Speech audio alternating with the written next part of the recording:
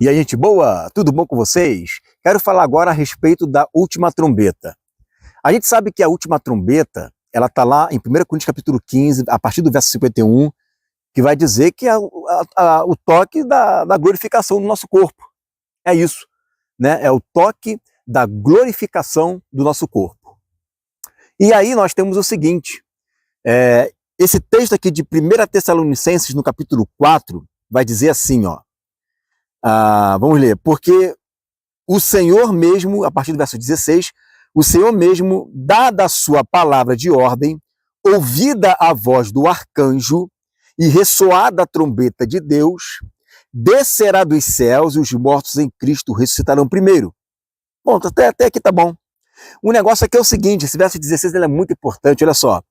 Porque o Senhor mesmo, dada a sua palavra da ordem, e ouvida a voz do arcanjo, e ressoada a trombeta de Deus, descerá dos céus os mortos em Cristo e ressuscitarão primeiro. E tem uma outra coisa importante aqui também, que está no verso 17, olha só. Depois nós, os vivos, os que ficarmos, seremos arrebatados juntamente com eles entre nuvens para o encontro. Para o encontro. Lá, em 2 Tessalonicenses, Paulo não fala encontro, Paulo fala reunião. Lembra que fala aqui a respeito da vinda de Jesus e da nossa reunião com ele, não é isso? Então lá ele fala reunião, aqui ele fala encontro. Isso tudo ocorre quando Jesus vem com a voz do arcanjo para esse encontro. Perfeito? Então nós temos o encontro e nós temos a reunião. Reunião e encontro é tudo ajuntamento. Está vendo ali o ajuntamento. Perfeito? Linkou, né, essas duas informações importantes. Então tá. Agora, vamos ler aqui o seguinte. Né? Joel, no capítulo 2, olha o que ele vai dizer aqui no versículo 1. Tocai a trombeta em Sião e dai voz de rebate. Olha aí, tocai a trombeta em Sião e dai voz de rebate, dá voz de triunfo, dá voz de alegria, dá voz de triunfo ali. Por que vai ter que dar voz de alegria e vai dar voz de triunfo? Porque é hora da guerra. É hora da guerra. E ele fala, no meu santo monte, perturbem-se todos os moradores da terra, porque o dia do Senhor vem, já está próximo. E aí no versículo 4 vai dizer, a respeito daqueles que vêm com ele, a sua aparência é como a de cavalos, e como cavaleiros, assim correm, estrondeando como carros, vem saltando pelos cimos dos montes, crepitando como chamas de fogo que devoram o restolho, como um povo poderoso posto em ordem de combate. Aqui é a reunião. Aqui é a reunião. Reunião essa que você vê que no versículo 16 diz assim, congregai o povo, santificai a congregação, ajuntai os anciãos, reuni os filhinhos e os que mamam, saia o noivo da sua recâmara e a noiva do seu aposento, ou seja, é todo mundo. Ele está usando aqui uma figura daquela época, né? As crianças de peito, os noivos, as noivas, todos vão sair. Saia o noivo, saia a noiva, agora é a hora. É a hora da guerra. É a hora, como diz aqui o versículo 17, olha só. Chore os sacerdotes ministros do Senhor entre o pórtico e o altar, e orem, poupa o teu povo, Senhor. Não entregues a tua herança ao opróbrio, para que as nações façam escárnio dele, porque hão de dizer entre os povos, onde está o seu Deus? Ou seja, o tempo de vergonha acabou. O tempo de vergonha acabou. O povo chorou, os sacerdotes choraram, já se humilharam, já colocaram o pano de saco na cabeça, já fizeram tudo o que tinha que fazer. Agora, no momento do toque da trombeta, esse toque da trombeta aqui é o toque do arrebate, é o toque para a guerra. Por isso que vem arcanjo. Esse arcanjo que está aqui é o que está lá em Daniel, no capítulo 12, que diz que nos dias da angústia do teu povo, nos dias da guerra ali, a angústia ali é o dia da guerra, o arcanjo viria. E esse arcanjo iria livrar o seu povo. Onde é que esse arcanjo aparece na vinda de Jesus? Está aqui. Em 1 Tessalonicenses capítulo 4. Está aqui. Então esse arcanjo, ele vem junto com o Senhor para guerrear. O toque da trombeta é de guerra, já na vinda dele para arrebatar a igreja. O arrebatamento é o ajuntamento para o rebate, para a guerra. Por isso que você vê lá em Apocalipse, no capítulo 19, quando você vê Jesus vindo ali, ele vem com todo o seu exército de cavalos. Está todo mundo junto. Então, como que eles associam isso?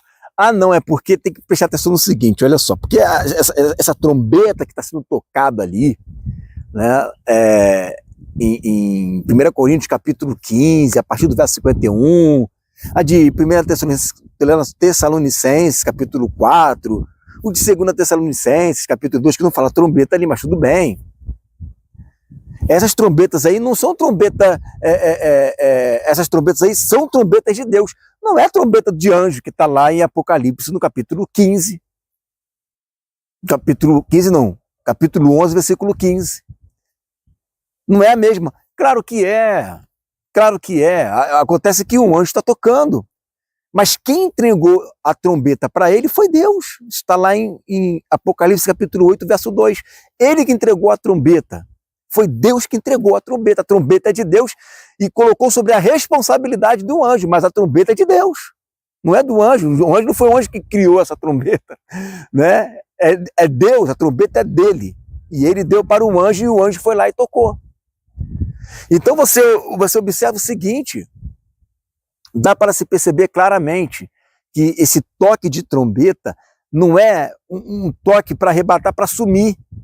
É um toque para arrebatar, para guerrear.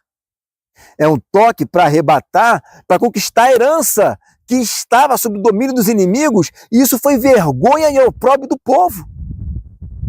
Então agora nós temos aqui todos os textos juntos, unidos aqui, e nós podemos observar que quando os profetas eles falam de toque de trombeta, toque de guerra, é só isso que eles falam. Quando que toca a trombeta? No dia do Senhor.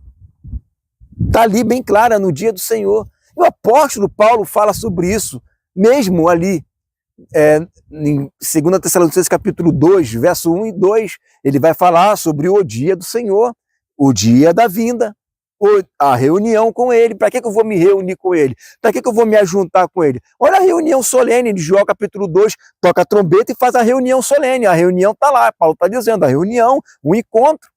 Um encontro para quê? Um encontro para a guerra. Aí sim, depois da guerra, depois de conquistar a nossa herança, depois de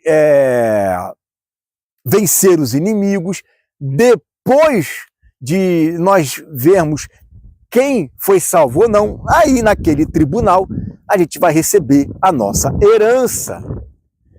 Então, gente, os textos eles estão muito conectados, muito conectados. Eu fico percebendo que tem pessoas que só querem ficar com o Novo Testamento.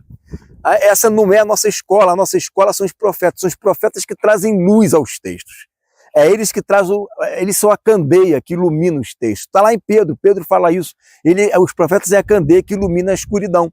Então, muitos textos que estão soltos, espalhados, né, nas escrituras, na Bíblia, quem vai trazer o encadeamento correto são os profetas. A gente vai lendo lá os profetas e ele vai trazer todo o encadeamento dos textos. Porque senão a gente vai ter a liberdade de criar uma série de coisas que a gente fica à mercê de qualquer um. Ou seja, eu estou lendo aqui, primeira ressurreição, não é a primeira ressurreição, está escrito aqui primeiro, mas não é a primeira, é a última. A última trombeta não é a última trombeta, na verdade, ela é a primeira. Apostasia não é a apostasia, na verdade, aqui é retirada. Aí você fica à mercê daquele camarada que fica falando o que ele quer, o que ele pensa, o que ele acha, e quando na verdade você tem todo um respaldo dos profetas, que os profetas eles é que trazem a candeia dos textos, e vai nos dar o norte todinho de tudo que tem que acontecer. Você quer ver um exemplo muito claro disso? Imagina você, uma milenista, que crê que o reino de Deus ele é simbólico, o reino milenar ele é simbólico, e aí ele vai dizer que só existe uma única ressurreição apenas, só tem uma única ressurreição, não tem mais outras ressurreições, né? Só tem uma só. Muito bem. Dito isto, sendo dessa forma, só tem uma única ressurreição, será que os profetas apoiam essa afirmação? Então eu vou lá no profeta Ezequiel, no capítulo 37 e 38, não é isso? 37 e 38, fala de Gog e Magog, 39, Vale dos Ossos Secos, 40 e 48, o tempo de Ezequiel. Então você tem ali 37 e 38, que vai falar de Gog e Magog, e mostra clarissimamente que depois que tem a guerra de Gog e Magog, se enterram os mortos por 7 meses. Ficam se enterrando os mortos. Ué, mas não houve uma única ressurreição? Já não ressuscitou todo mundo de uma vez só? Para que vai enterrar morto por 7 meses? Então tem que ter uma outra ressurreição, né? Que dali é a primeira, de fato. Então você veja que os profetas eles são importantes nessa hora, gente. Não adianta querer ficar lendo o Novo Testamento pelo Novo Testamento. Você precisa dos profetas, precisa. Você e eu, nós precisamos dos profetas.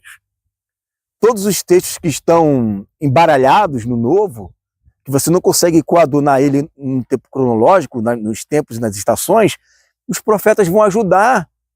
Porque quando Paulo fala que toda a escritura é proveitosa, ele está falando do Gênesis a Malaquias. Essa é a escritura que é proveitosa. Não que o cânon do Novo Testamento não seja, também é.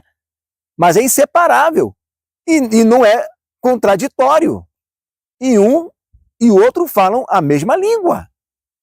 Então como é que pode um chegar e dizer uma coisa, outro chegar e dizer outra? Alguém está errado nessa história.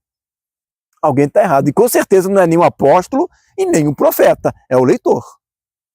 Então, gente, não despreze os profetas. Esse é o tempo, por isso que chama de 2 testemunhas, 2 profetas, porque esse é o tempo em que Deus vai restaurar as vozes desses profetas, Joel, Amós, Sofonias, né? E até os grandes mesmo, né? Isaías, Daniel, Ezequiel. Deus vai restaurar essas vozes aí, que estão caladas, sumidas no corpo de Cristo. E eles vão trazer o norte, e eles vão nos ajudar a nos orientar. Os profetas, né? São eles. Por isso eles são tão rejeitados. Os profetas são tão rejeitados, né? Matam-se os profetas, você não vê matando o mestre, mas profeta você vê matando. Por que será? O ódio que a prostituta tem dos profetas e bebe o sangue deles com gosto. Por que será, hein? Por que será? É isso aí, gente. Fica essa palavra em nome de Jesus.